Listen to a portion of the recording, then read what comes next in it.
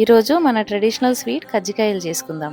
Mixie బౌల్లోకి 1 cup పుట్నాల పప్పు, 1/2 కప్పు వేయించిన పల్లీలు, 1/2 కప్పు కొబ్బరి తురుము, 4-5 ఇలాచి వేసుకొని పౌడర్ చేసుకోండి. దాంట్లోకి 1 కప్పు బెల్లం తురుము కూడా యాడ్ చేసుకోండి.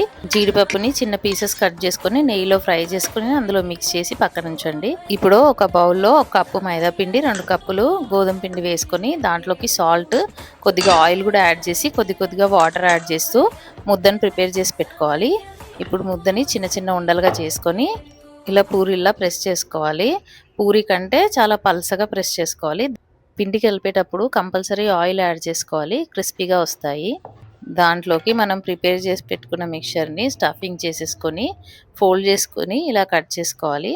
ఇప్పుడు ఆయిల్ని హీట్ చేసుకొని వీటిని ఆయిల్లో 2 వైపులా తిప్పుకుంటూ చక్కగా కాల్చుకోవాలి.